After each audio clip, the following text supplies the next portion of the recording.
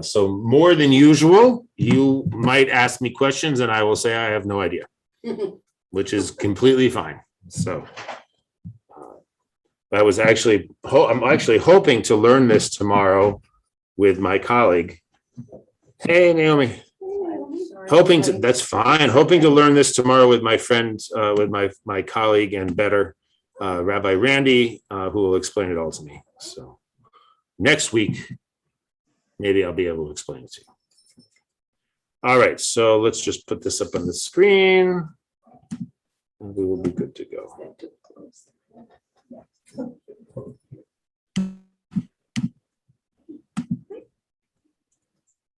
All right.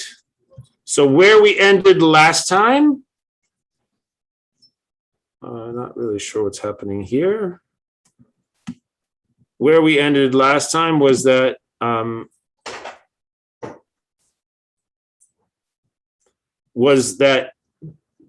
Gamliel went to, hello, Mari.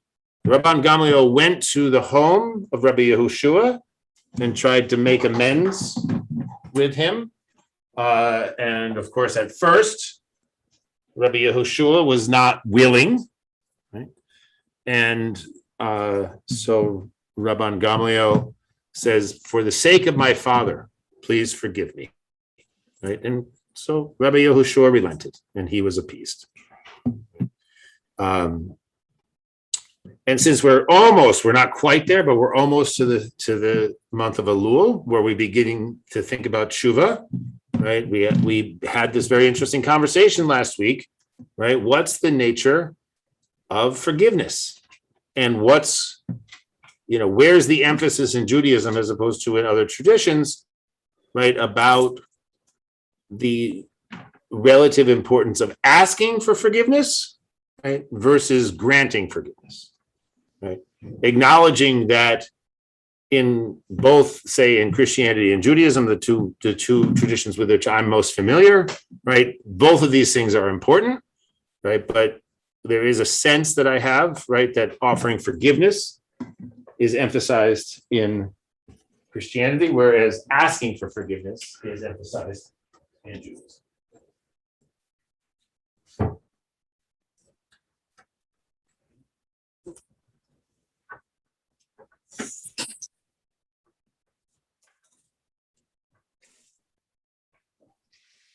What I hear Scott in the mail here. I'm sorry? Let me show you. Are you okay? You know these people? No.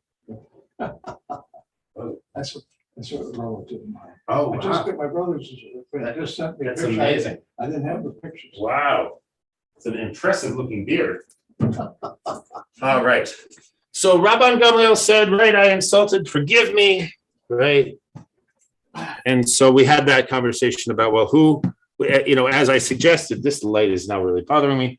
As we suggested in the last week, right, that it's a very common way for scholars, at least one scholar that I'm familiar with, right, to teach these texts. Who ends up looking good, right? Who ends up looking better, right? And we had that discussion last week. It's not necessarily easy to say, right? Who comes off better? Is it Rabban Gamliel or Rabbi Yehoshua? All right. So now that Rabbi Yehoshua. What? Lower. Low what? Lower what? The tone. What's going on here? It's very loud. Oh, To turn her sound down. let me see here.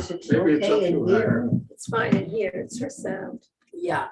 All right. Is that any better? Much. Good. Oh, Okay. All right. I just noticed that for whatever reason, this must have been from this past Shabbos. This microphone was turned all the way up. Wow. So, Yeah. and I managed to notice that despite the fact that the lights are off. So I'm very impressed with myself. All right. So now that Rabbi Yehoshua is no longer offended, it was only natural that Rabban Gamliel would be restored to his position.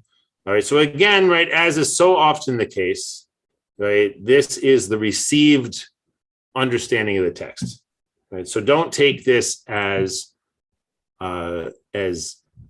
literally true, literally what the text says, but just that this is the way that traditionally we understand it, right? And again, this bears repeating, right? Is that there's never any reason, right, for any one person to give in to that traditional interpretation. If you have another interpretation, part of the point is to argue it, until of course I say that this is the interpretation, and then you have to believe me. I'm joking, obviously. Okay, so they said, who will go and inform the sages? Okay, apparently they were not eager to carry out the mission that would undo the previous actions and remove Rabbi Elazar ben Azariah from his position as Nasi. Right, Rabbi Elazar ben Azariah was okay with it. He said, I'd rather have the beautiful mug. Remember, I'd rather have the beautiful chalice for a few days, even if it's then smashed to bits, right, rather than never having it at all. Right, but his wife, who seems like a force to be reckoned with, right, might not be so happy with this. Right. All right. And even so, right. All right. So this launderer, very interesting. This launderer, who is this launderer? All right. So this is a question that I'm clearly going to have to go into a little bit of investigation. Right. Said to them, I'm going to go. So Rabbi Yehoshua sent to the sages, to the study hall, the one who wears the uniform will continue to wear the uniform. The original Nasi will remain in his position, so that the one who did not wear the uniform will not say to the one who wears the uniform, remove your uniform and I will wear it. All right, now we're realizing why I don't tend to teach these texts without reading them ahead of time. Okay. All right, so what I'm gonna do, that's why I pulled this out. All right, this is a book, all right, offers another translation, right? So we will look at this book and we will see if their translation is any less opaque than that one.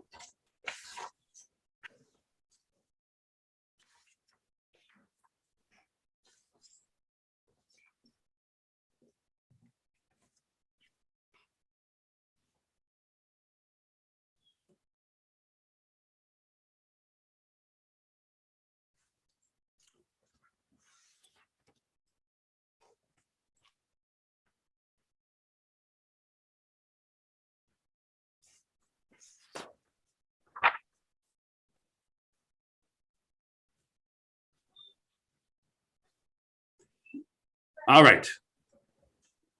It says, here it says a certain fuller. Does anyone know what a fuller is? That's an English Yeah. occupation. Fuller. Well, it is an occupation, but what do they do? Someone who beats cloth. Okay, so it's like a launderer, just, No, it's not beating. but without the soap and water. It's another way of making cloth than weaving. Oh, interesting. Okay, so it's Hi, how are you? like a weaver, but not a weaver. Yeah, Okay. Got it. Okay. it's the way felt is made. Interesting. Okay, that's great to know. Okay, so a certain feller said to them, I will go. Rabbi Yehoshua sent a message to the Beit HaMidrash saying, let him who is accustomed to wear the robe wear it. Right? Shall he who is not accustomed to wear the robe say to him who is accustomed to wear it, take off your robe and I will put it on? All right, so that seems to make a little bit more sense to me than the way that this goes, right? So the one who is accustomed to wearing the uniform of the president, right? Meaning Rabban Gamaliel should continue to wear it, right? Rather than having it taken off of Rabban Gamaliel and put into Rabbi Elazar ben Azariah, right? And this is coming from Rabbi Yehoshua, right? Who, as the person who was abused by Rabban Gamaliel, right? Clearly he will have forgiven him, and the reason for removing Rabban Gamaliel from that role is no longer quite as clear. Okay, so let's see. Did rabbis wear special robes? Actually, I think probably the only one who wore a special robe would be the Nasi. But he did. I presumably, again, all of this, as I think I've mentioned this in the past, right? This is all vaguely mythological, right? This is not necessarily history, right? These are stories about rabbinic predecessors, right? And so did the rabbis wear special robes? Well, we're making it up as we go along. So let's say that the Nasi wore a special robe, right? So it's and what did the actual historical figures on whom these literary figures are based, what did they actually wear? That's a whole other level of questioning that I can't get into. All right, so what did it say? So yes, let Rabban Gamliel be restored to the presidency, right? All right, and this is coming right from Rabbi Yehoshua, who figures that he should be listened to, right? Because he was the one for whom the sages removed Rabban Gamliel from his position. So, all right. So apparently, it says, the sages believed that this emissary was dispatched at the initiative of Rabban Gamliel, and so they ignored him. Right. Rabbi Akiva said to the sages, lock the gates. Very interesting, lock the gates so that Rabban Gamliel's servants will not come and disturb the sages. Whoa. Wow. Really intense, right? So the first question that comes to mind is, why does Akiva resort to locking the gates?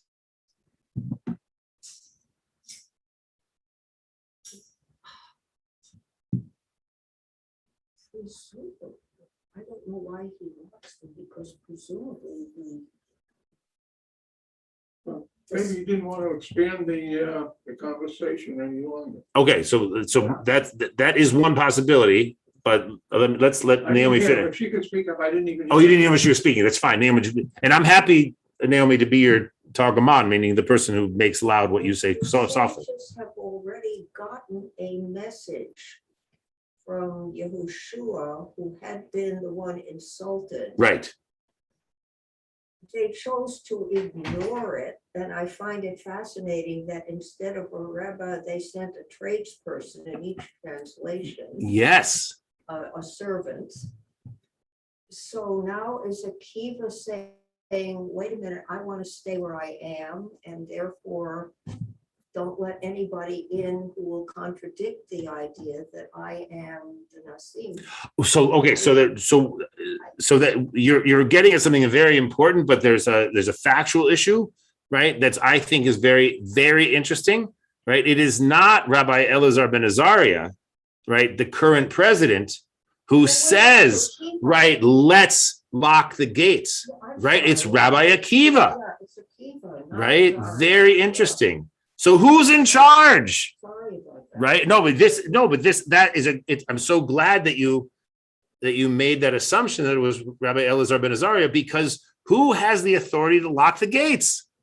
Maybe he doesn't want any other people to go in there. Okay, so that's what Maury is suggesting, right? Which is also very interesting, right? Because, hold on one second. Why is it so interesting, right? Because one of the problems that people had with Rabban Gamliel, right, is that he put a guard at the gates and he locked up the place and he wouldn't let people in. So wait, the people who were arguing for a more expansive openness to Torah study are now locking it for fear that the old tyrant is coming back, right? Maybe they don't want the old people to come back, so they want to start the new Right. gentleman, not the old one, maybe. So go ahead. So the sages are other people somewhere else, right? They're not in the same place as the Torah study people. Okay, no, the sages are the Torah study people. Oh. Yeah, the sages are the Torah study But then people. why do they have to announce this to the sages if they're right there? Okay, so what happened? Okay, so let's try to get the geography, in order here, right? Okay, so there's a central place where Rabban Gamliel is the Nasi, right? I forget exactly the name of that place, so you'll forgive me, right? But that is in the context of the Talmud, right? That's the center of Torah study, right? Now, there are other cities, right, where various rabbis have their own sort of mini Beit Midrash, right? So Rabbi Yehoshua presumably has a little study hall that's attached to his charcoal facility, or maybe it's somewhere else in town. This is part of the problem with these sort of mythologized characters, right? Is that it's not a fully built out world, right? This is not Hogwarts, right? And an entire magical world, right? It's sort of built along the way. It's built as needed, right? So what was actually the situation of Rabbi Yehoshua? Where did his students gather, right? How does that all work, right? It's not necessarily spelled out, right?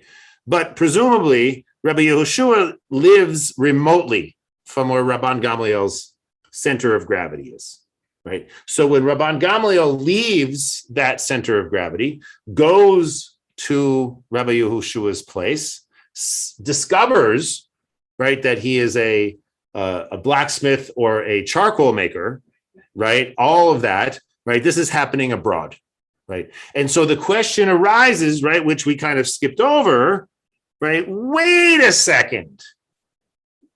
Rabbi Yehoshua and Rabban Gamliel, right, seem to have come to an agreement, right, not involving anybody else, that, oh, our dispute is over, so Rabban Gamliel gets to be boss again.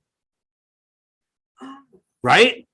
They seem to come to this conclusion in this remote place, right? And now we need somehow to communicate this decision to the larger, right, to the larger group. And they're calling them the sages at this Right. The sages are always the general mass of rabbis. All right. Thanks. Yeah, no, but this is very important. It's very helpful, right, to understand it this way, because this sometimes is the problem with this form of translation, right? Is that it's, as you see, right, it's very easy to get caught in sort of assuming, oh yeah, we know what we means. No one wants to go and tell them, so we're going to send this person. Wait. What do you mean they send this person?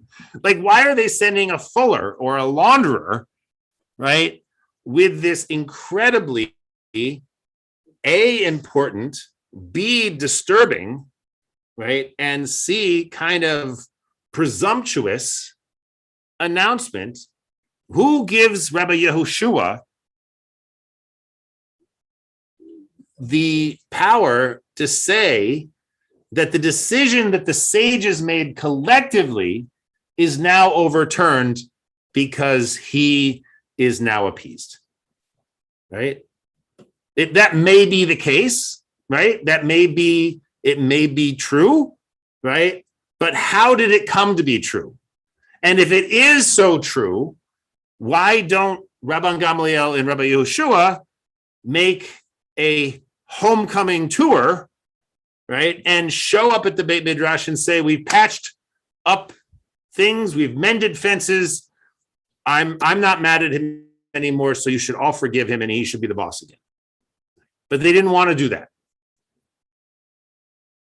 And so they did this other thing instead, right? And and again, that very interesting question that Naomi raised, right? Why is Rabbi Akiva making this decision?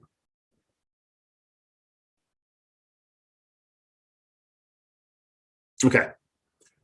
And I get it, right? Again, this is in this regular print, right? So which means that there's all kinds of assumptions being made, right? That the reason that they didn't want to accept it has to do with the fact that they were worried, right, that it was Rabban Gamliel making all the things. But you would presumably, the fuller or the launderer came and said, Rabbi Yehoshua sends this message, but they don't believe him, right? Why might they not believe him?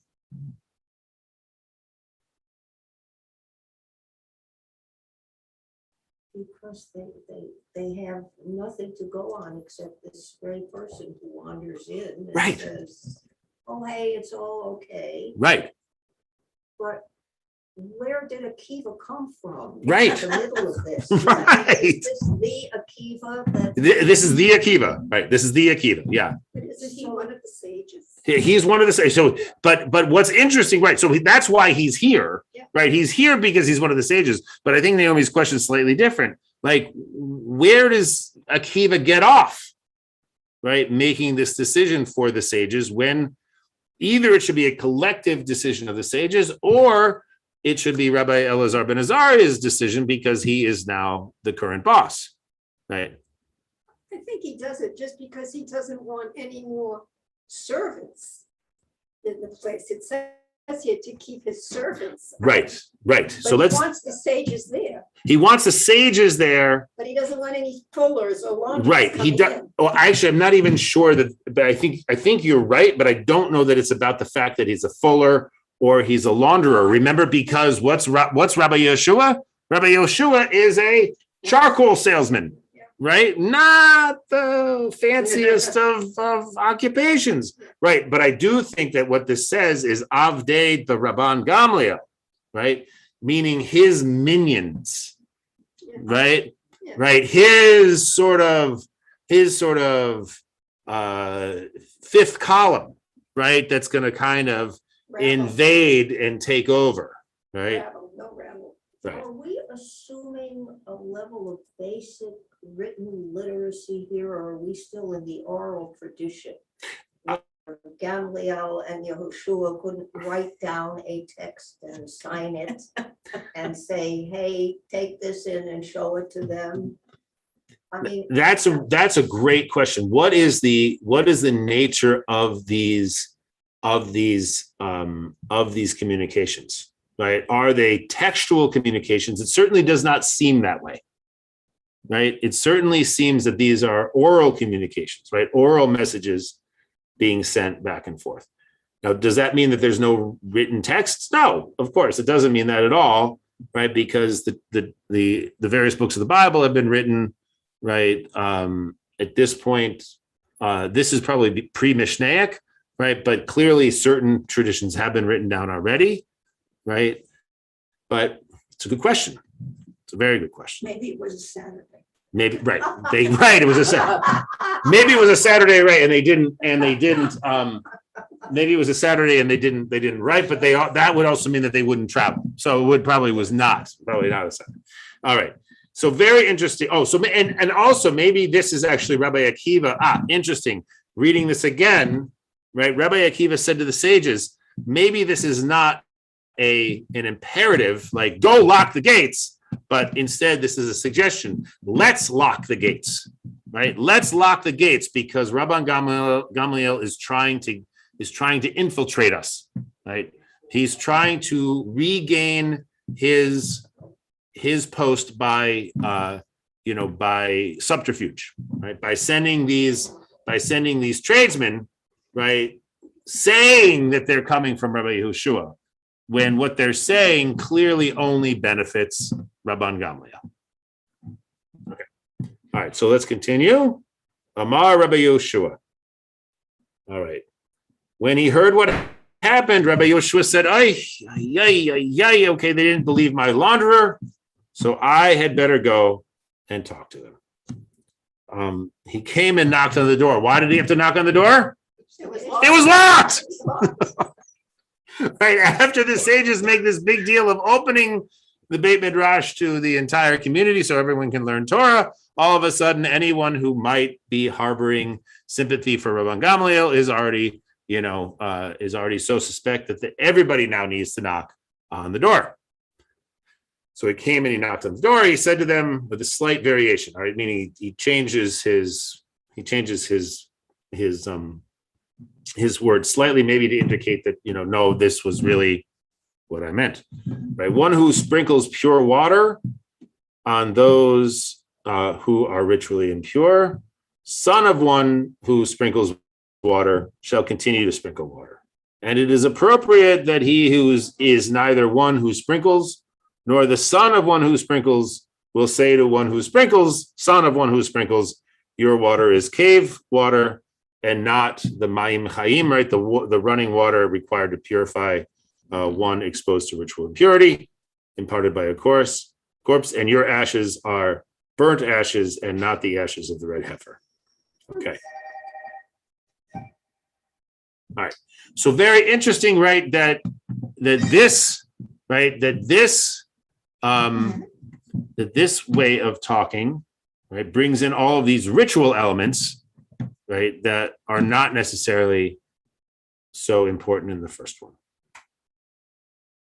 So this business of ritual impurity and purity, right, are things that are only done by, who would be this person? Who would be a sprinkler, son of a sprinkler? Priest. A priest, exactly, right? So now I don't have in my head, right, Rabban Gamliel was a priest, right? He was from the priestly caste, and so like somehow it's important, right? And I don't even know if Rabbi Yehoshua has that in mind, right? But more, right, just that let the one who is accustomed to doing this job, right, let that one continue to do the job, right? Rather than deposing him and putting someone else in his place who doesn't necessarily have the same capacity, right? Despite the fact, right, despite all of the concerns, right, that the rabbis had, right? What were the concerns that the rabbis had about Rabban Gamliel? Why did they depose him? He's a bully, right? Because he repeatedly abused Rabbi Yehoshua and presumably other people too, right? Presumably he limited the number of people who could study Torah, right? He was a tyrant, right? He was a bully and a tyrant, and we don't want a bully and a tyrant. And so Rabbi Yehoshua, it turns out, sees that now that he is appeased, right, that he is actually in the party of Rabban Gamliel. So it was all personal, right? So Rabbi Yehoshua, it seems, doesn't have so much trouble with Rabban Gamliel being a bully. Very interesting. All right. Rabbi Akiva said to him, and again, it's Rabbi Akiva. Now, again, I asked before, why is it Rabbi Akiva who's leading this conversation?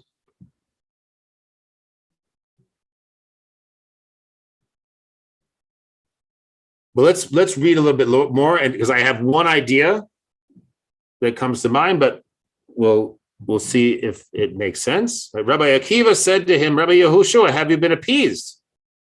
I mean, you can almost admit, Rabbi Yehoshua, have you been appeased? Right? How is it possible after all that stuff that Rabban Gamliel did to you, right? Making you schlep, to Yavne on the day of what that you said was Yom Kippur, making you stand all day in the Beit Midrash, right? To show you that you were wrong, whatever it was. All those things that Rabban Gamliel did, right? And now you're appeased, right?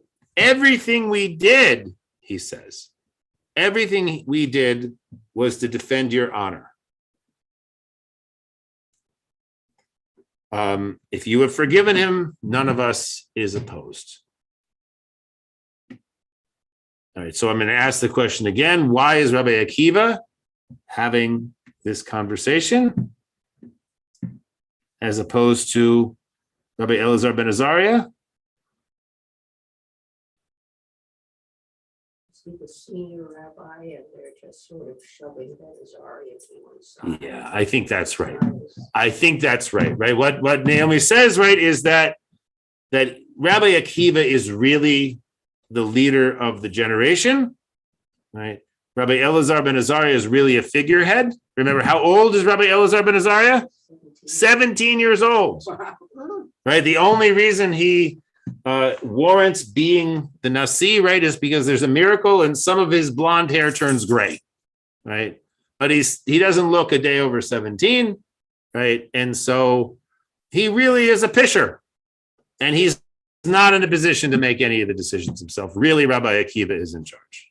And I don't know if that's true. This is just my, now that I'm reading this again, 13 years later or whatever it is, because the first time I read this was in rabbinical school, my first year, right? So, early tomorrow, you and I, right? Rabbi Elazar ben Azariah, we're not going to worry about him, right? But Rabbi Akiva and Rabbi Yehoshua will go back to Rabban Gamliel and formally announce, right? Formally offer him his job back. Okay. The question arose. What do we do with Rabbi Elazar ben Azariah? Ay, ay, ay, ay, ay. What are we going to do about this guy? You fix one problem and it makes another. And then you fix that and it makes another one after that. It's just, what are you going to do? All right. So the question arose what to do with him. They said, what shall we do? Well, we got to remove him, right? We've got to depose him just like his wife said we would. Right? Smart woman. That is inappropriate, though. That's not the right thing. We shouldn't do that. As we have learned, there's a tradition, right? There's a Jewish halacha, right? A tradition with legal force, right? In our tradition, one elevates to a higher level of sanctity and does not downgrade. Right? You don't raise a person up and then bring them down, which is really interesting, right? Because that's exactly what they did with Rabban Gamliel. Right, they raised him up, right, and then they brought him down. But they don't want to do this with Rabbi Elazar ben Azariah, right? Because the tradition says we shouldn't do that. Right? Maybe let's put a parenthesis without cause. Right? Rabbi Elazar ben Azariah has done nothing to deserve to be deposed. So why would we depose him? Therefore, one who was the Nasi of the Sanhedrin means like the rabbinic court, right, cannot be demoted. So we have to have a power sharing agreement, right? Currently in Israel, right, it seems that it's always the right wing prime minister gets to be the prime minister first, right? And saying, oh, the more lefty one will get to be prime minister, but that won't be until after we have to call new elections. So it'll never happen anyway. So don't worry. We'll be firmly right wing, right? All right. If they did it this way, it would be a lot more interesting, right? Therefore, one who is the Nasi of the Sanhedrin cannot be demoted. Therefore, let one sage lecture 1 week and the other sage another week. Boy, but if we do that, right, they will come to be jealous one of another, right? One will feel, oh, this one is getting more people show up for my lectures than for the other guy's lectures or vice versa. Right, there's going to be discord, right? So then they will have to have only one. Okay, fine. We can't do it. Can't do it that way. What else are we going to do? Okay, Rabban Gamliel will lecture 3 weeks, and Rabbi Elazar ben Azariah will lecture as head of the yeshiva 1 week. Right? Let's acknowledge Rabbi Elazar ben Azariah is younger, right? He is sort of vice Nasi, right? He is vice president. He gets to preside 1 week in a month. And remember, the Jewish months are really just about 4 weeks, right? So it's not like our system here where sometimes there's 5 weeks and something, whatever. But now he's head of the yeshiva. Yeah, I don't know what that means. Yeah. What that means, I don't know. Let's see if this has a gloss. Again, this is the problem with this translation, is that it makes all kinds of assumptions that we are just supposed to adopt. Okay.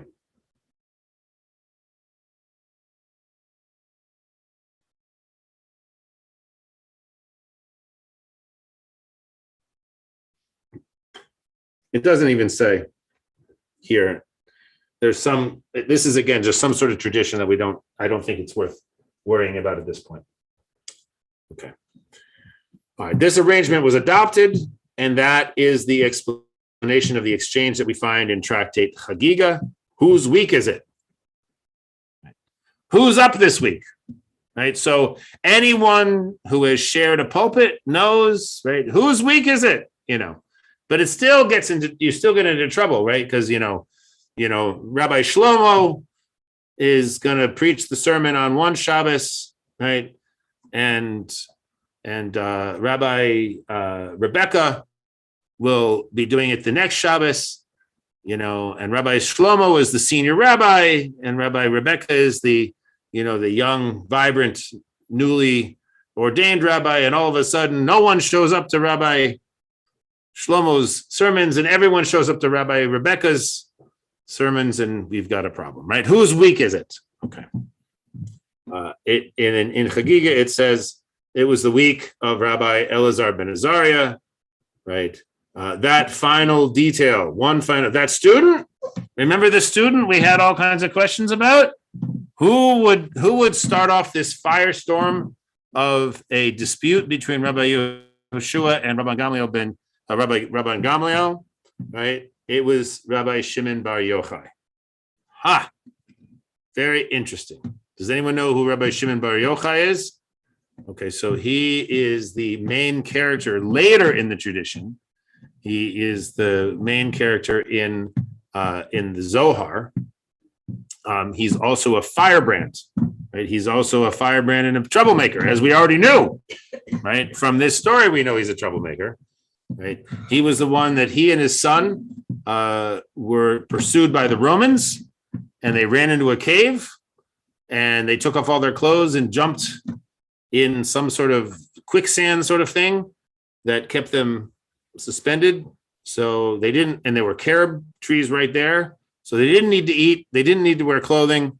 All they had to do all day for 12 years was learn Torah, right? They just learned Torah together, father and son togetherness. It was great, right? Finally, they heard from a heavenly voice that it was safe to come out of the cave. The Romans were no longer after them.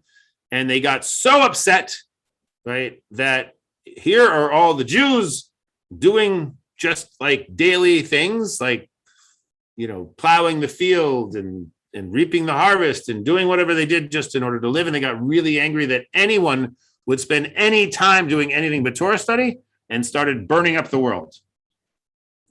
So a heavenly voice comes down and says, Shimon, get over yourself, get back in the cave.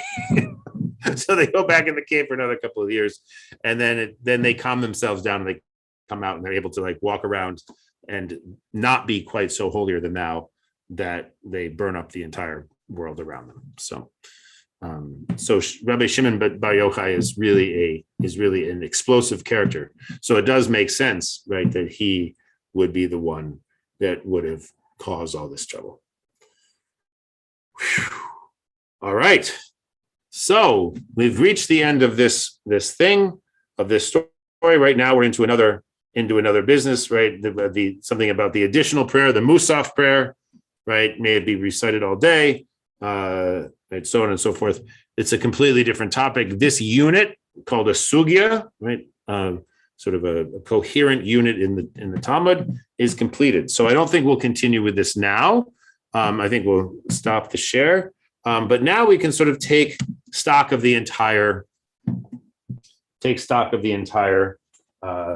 story.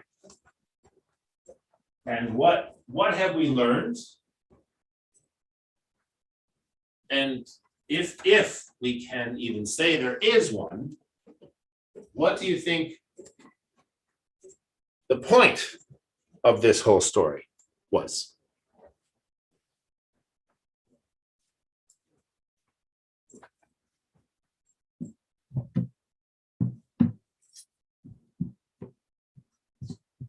I'm sorry?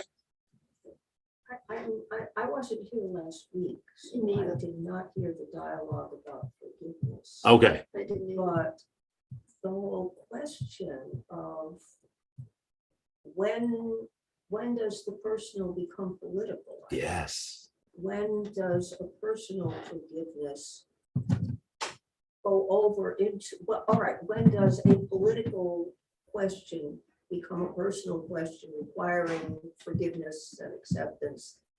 And then how does that reverberate back into the political situation? Right. And I'm confused, frankly, because if forgiveness is such a big thing, then why do the sages seem to be so upset?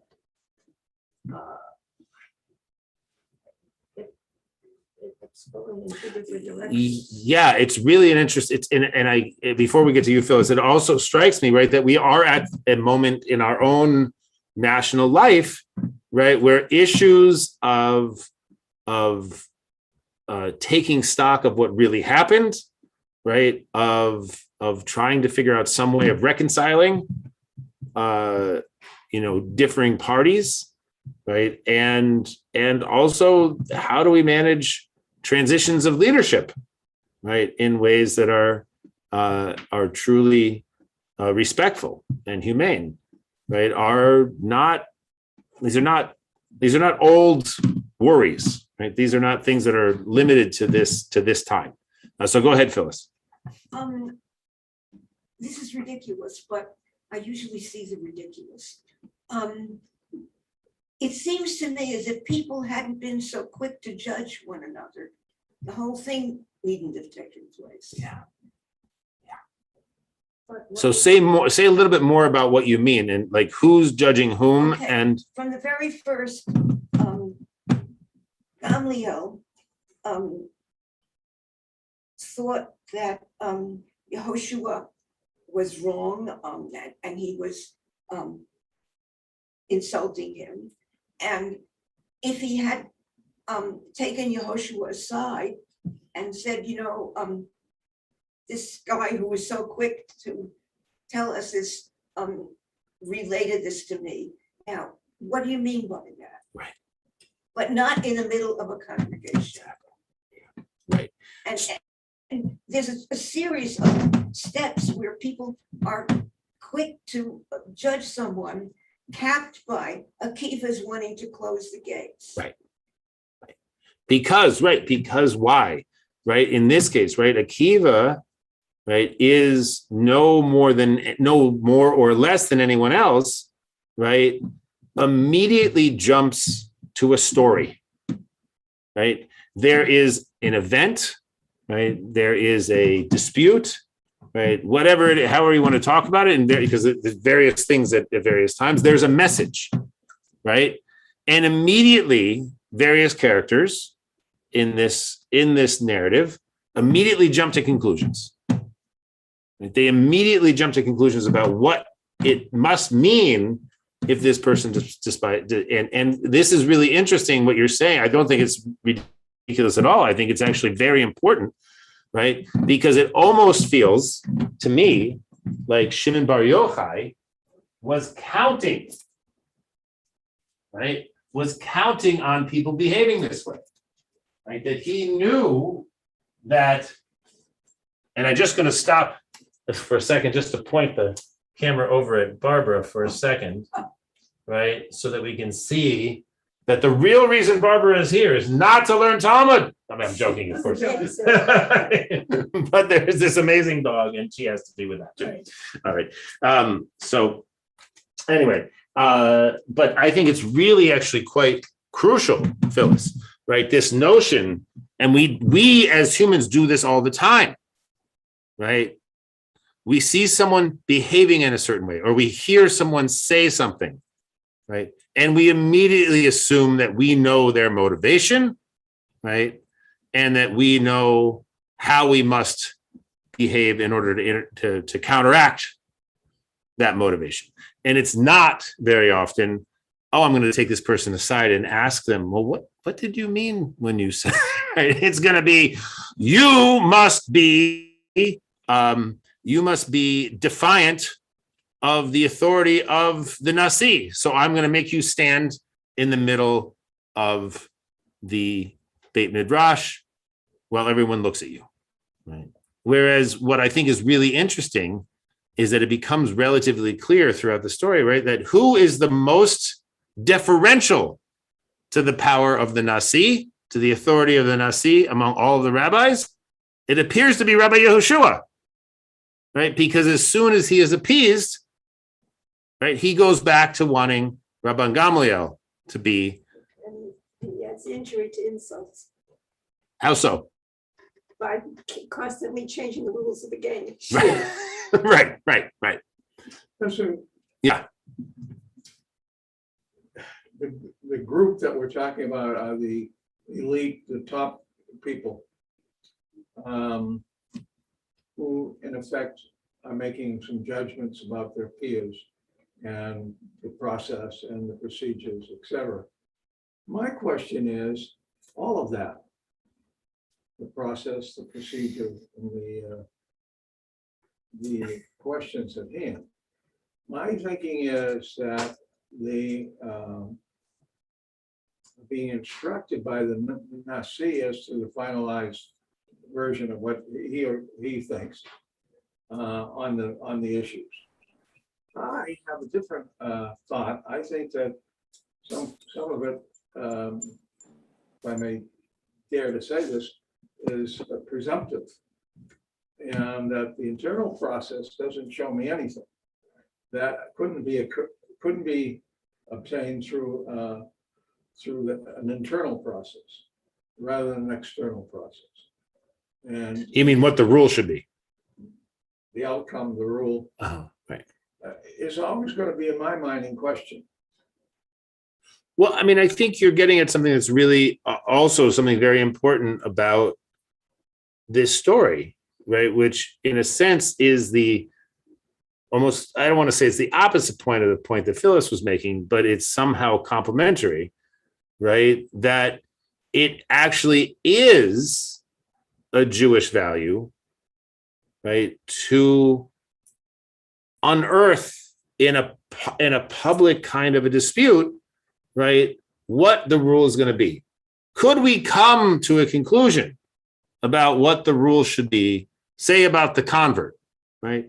Could Rabban Gamaliel and Rabbi Yehoshua have come each on their own, right, to the conclusion that, yeah, the convert in this case should be acknowledged and admitted as a convert, right? Yeah, they could have done that, right? But there's something very important in our tradition, right, that these conversations are actually debated, right, in a public forum, right? And so, but there's tension, right, with what Phyllis is saying, right? Because it's very easy in a public forum, right, to assume that the other person has some sort of ulterior motive, right? That their motive is not to actually argue the truth, but really their motivation is to undermine my authority, right? Or their motivation is to insult me, right? So there's always this sort of tension, right? On one hand, right, we need to discuss this publicly, right? We need to have to take an example of today, right? We need to have a public airing of what happened on January 6th, right? And we need to debate the meaning of that, and we need to debate what measures we're going to take to make sure that sort of a thing never happens again, right? And then there's other people who say, no, we've done enough with that. We've got to go in the back corner. We've got to discuss. We've got to sort of make amends with one another, and we got to come out united front, right? And let's not talk. We've had enough of this already. Now, it's, of course, at this point, that's those two sides of a thing, right, are now so hopelessly partisan issues now, right, that it's hard to sort of see it. But the pettiness, right, of what we see in the Beit Midrash, right, is not that much different, right? Rabban Gamliel is so miffed that Rabbi Yehoshua won't debate him in public about the whole business of what the rule is about the evening prayer, right? That he takes it that Rabbi Shimon Bar Yochai is able to sort of create a massive constitutional crisis, we would call it in this country, right? Over this silly point, right? Does it really matter? Right? Is this a life or death situation? Whether the evening prayer is obligatory or it's optional? Maybe to them. Maybe, right? But I think the Talmud, right, by putting that debate into, right next to a debate that's actually life or death, right? Do we admit converts who have this background, or do we not admit converts who have this background, right? This has that debate has real existential ramifications for the Jewish people, right? Are we going to reject people who want to become Jewish because they have certain undesirable parentage, right? We don't do that in Judaism, right? That is a serious debate, right? And because it says in the Bible that people who come from this background are not allowed to be converts, we really need to debate this. We really need to figure this out, because if we are going to be in a position of excluding, right, whole categories of people from being Jewish, right, that is a major problem that is at odds with fundamental Jewish values. Can you quote what you just said a little more carefully for me? Yeah. Just for me. Not for the others. So show me that part of the Bible, and this is not, Yeah. this is not a dispute. Just show me the information that provokes the question. Right. So there's a part in Deuteronomy that says anybody who comes from Moab or Ammon, right, may not be admitted into the congregation of the Israelites, right? Then we also have later in the Bible, right, we have Ruth, who is a Moabite, right, who not only is admitted into the congregation of Israel, she is actually the ancestor of King David. So may I stop you for a second? Yeah. Thank you. So just to juxtapose those two examples, Right. wonderful illustrations. What happened later on with from the earlier prohibition against the Moabites, etc., as quoted by you, not changing. Yeah. The later one was obviously with Ruth, which is a wonderful story, also truthful, but there's no linkage as far as we need to make, only that these things are acceptable on the face of it. So then we don't have a rationale to understand why it's given to some degree later on, when Ruth is accepted in, with some commentary perhaps as to the kindliness of of the individuals involved, and their heart was in the right place, kind of deal, versus perhaps, just roughly speaking, versus the unkindliness, if I want to say, of Moabites who go around killing people. So there's a good and evil kind of juxtaposition over the centuries. That would then lead to say, what else do you need to know? She's a good person, blah, blah, blah, take her in. Right. But it doesn't work that way, right? It doesn't work that way because, right, it says in the Torah, right? It says in the Torah very clearly you can't do it, right? It doesn't say necessarily so. It's pretty, Moabite and all that. right. It's pretty. So this happens all the time. This is not an isolated case, right? You've got something that's in the Torah. Another example is, which is a little bit even more difficult, right? Capital punishment. It's all over the Torah. The Torah loves capital punishment. You do something wrong, right? You do something wrong, let's burn you. Let's do something wrong, we'll stone you, right? Or I don't know if they cut off people's heads, but whatever. They all kinds of, medieval spiritual deaths, which they believe. The spiritual death is already a rabbinic workaround. Spiritual death, I can understand. Right. That you can understand it, right? Because, I don't know why you can understand it. If a person gets stoned by his neighbor, not saying that, But I'm saying spiritual death is obvious. Right. Well, but the rabbis basically say, right, and this again happens all the time. This is very important, right? Because, and I do think, right, that the Talmud is not necessarily saying some disputes are important and other disputes are not important. But I do think they're saying, right, that when we talk about who can become an Israelite, who can become a Jew, right, that is somehow a different type of debate than whether or not we are required to say the evening prayer, right? Because everyone says it anyway. So who cares if it's actually required or it's not Apparently required? the elites. Right, but again, but all of these questions, right? All of these questions have to do with usually with some sort of underlying value, right? As we discussed No doubt. right. So what we came up with as a class, whether real Talmud scholars would agree with us, who knows? But that's the beauty of the Talmud, right? Is that we're reading it, right? So we came up with the idea, and this is really we. It's not me, right? We came up with this idea of communal norms, right? That's a really important topic, right? But arguably, right, it's not necessarily exactly the same as, wait, we've got all kinds of people who want to be Jewish, right, who come from a place called Moab.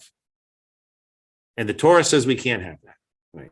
Or, right, we live in a world that I wish it were more true in 2021 than it is, right? But we live in a world that increasingly sees capital punishment as completely unacceptable, right? Well, As a way of dealing with people who have committed crimes. Well, I'd like to know between, is it a refinement of the thoughts, which don't seem to carry the day?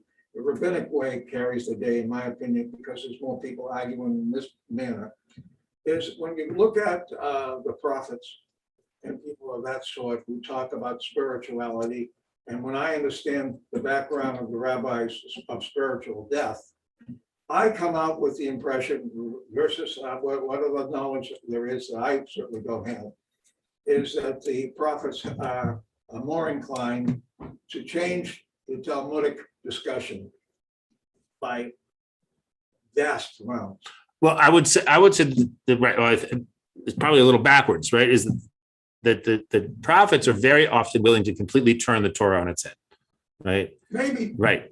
And without necessarily justifying it. Whereas the rabbis are very willing to turn the Torah on its head, right? But they're not willing to do it without an often completely crazy kind of logical series of understandings, Yeah, right? and they exclude some of the. Of course they do. Right. So, but the prophets. point. I don't know if they exclude the. I think that they're actually what they're doing, right, is they're trying to take much of what happens in the prophets, right, and Jesus of Nazareth also, right, and trying to make it be in harmony with the Torah, right. So, in capital punishment is a very important one, right. For many of the rabbis, right, a bloody court is one that carries out one execution in 70 years. Right, 70, right. And if you read the Torah literally, right, every other little thing you do, that's the end of you. Well, right? that's why I think spiritual death that's kind of alluded to by the prophets, or exactly so, it should carry the day. Well, but it's not a matter of, but see, Maury, where you and I are, I think, missing each other, right, is that the prophets are willing to say, this is what I heard from God. Right. So And what's written in the Torah to the prophets, it's not that it's unimportant, right? But that's not what God is telling them in the moment. That's what we don't say that the prophets are any less than Moses. We do, right? We say that, but the rabbis definitely do, right? For the rabbis, that if it says it in the Torah, right, for us to overturn it, we need to really do a lot of work, right? So we can't just say as we can't just say, as the prophet might, no, we don't want to do that anymore, right? We actually have to find some sort of elaborate justification. So how was their standing vis-a-vis the Talmudic elites? Who's Well, standing? at the same point in time, let's say. Well, the rabbis would say there is no more prophecy, Correct. right? I understand their point of view. That's interesting in itself. But was there, or is there, see, I'm ignorant. Was there any prophets at the time? No. That this Talmudic stuff is No. going on? No, right? The age of prophecy is done, right? And now what we have is the corpus of the Torah, the corpus of the prophets, and we need to make sense of these questions in the context of our own day. See, I think that's a big missing thing for me. It's what we are still doing today, right? If we want to remain in dialogue with our tradition, right, we can't just say, it may be tempting, right? It may be tempting. Oh, I don't like this verse in the Torah. we'll ignore it, I'm not right? saying- I'm not No, saying- I understand you're not saying that, right? But if it's very tempting to do that, right? But the way that by and large, Jewish tradition over the years has proceeded, right, is to say we have to take this seriously, right? Our practice in the end is unlikely to be that we're going to stone this person for doing this, that, or the So other when thing. we have reform today. No, actually, this is very active this is the same process in Orthodox circles. It's just that very often the various streams of Judaism come to things at very different perspectives, right? And they often get to the same place, but they get there different ways, or they get to places that, there's very often you find, I can't name any off the top of my head, right? But you find sometimes that the conservative movement ends up in one place, whereas, more traditional Orthodox and more traditional Reform will end up at a very similar place at odds with the conservative, right? So it like different streams of Judaism will very often go in different directions because that's the nature of the process, right? It's a process. It's very much of what we do as rabbis, right, is process driven. So It's are you not saying- necessarily outcome driven. Are you saying, okay, are you saying that in fact, I could believe that the rabbis take the place of the prophets? Yeah, oh, definitely. All right, But not by prophecy, no, I hear you. right? Not, it's, I don't what- agree, but I understand. right, not by prophecy. I don't agree, but I understand. Right. Because if the rabbis painted themselves as prophets, who needs the Talmud? Right? You just say no, the Torah is wrong. Right? The Torah is wrong. We can have. To me, how they could have come to ignore the prophets. They don't ignore the prophets, Well, they refashion the information. of course, because that's what they do with all the texts. Right? That's what they do with all the texts. Anyway, I apologize that we've gotten into this sort of back and forth. Good. Final. Interesting. Yeah, it's fascinating stuff, right? What do you do with a recalcitrant tradition, right? That doesn't give you everything you want. I had a conversation today with someone, who was talking about how, they wanted certain things from their church, right? And so what do? Right? You want certain things from your church.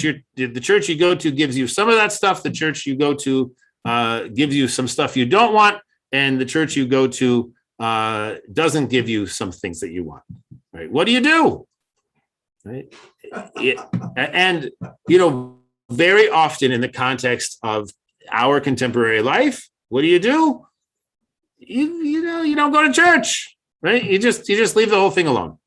Right. Either that, or you try to find out the answer within your own mentality. Well, there is that, but that's a lot more hard. That's a lot harder, right? Or you acknowledge that, right? That the church gives me, this particular church gives me much of what I need, and I'm not. You can't. If you're going to be part of a community, if you're going to be part of a tradition, it's not all about you, right? And you need to figure out some way to. Yeah, go ahead, Shirley. It reminds me of the thing about the minyan. The minyan originally, 10 people, right, included everybody in the building. But the building was a tent and everybody in it was Jewish. Today, we can't do that because we have over 200 people in this building and they're not all Jewish. So we actually bring in 10 Jews. And that's how it changed, to make it a little more compatible to the lifestyle of people as it changed. And that's what they do. That's what the rabbis do with the Torah. And they have to be very careful, very, very careful that they don't upset the whole thing. No one wants to upset anybody. Oh, are you kidding me? Shimon Bar Yochai. Why did this whole? I think that's the final thing. I'm sorry to step up on the top of this. No, but I think you're absolutely wrong, Maury. I think that actually there's a lot of people, and some of them tend to be, what do we call them today? Disruptors. Yep. Right. That's not a new thing, right? That's a disruptor. The person who upsets the apple cart, right? We've had them since Abraham, Moses, right? Certainly Shimon Bar Yochai. It's the same thing in the Talmud. Excuse me, Rabbi, it's the same thing until Yehoshua was satisfied. He was castigated as an interrupter. Right. And so if authority is challenged to a point where they can't find a way of answering the question, that person can become a disruptor. Well, it's very interesting because, right, and also disruptors can be used by the people in authority, right? So Rabbi Shimon Bar Yochai is a disruptor, right? Who uses him to disrupt? Not Rabbi Yehoshua, right? Rabban Gamliel uses him, right? Right. So be careful of, I think one of the other stories here is be careful of, sort of, of quote unquote revolution, right? Without knowing who is sort of pushing the Well, I revolution. agree to the extent that you're gonna analyze. I mean, if you're not paying attention, but what do they say? If you're not paying attention, if you're not outraged, you're not paying attention. Right. So, Yeah.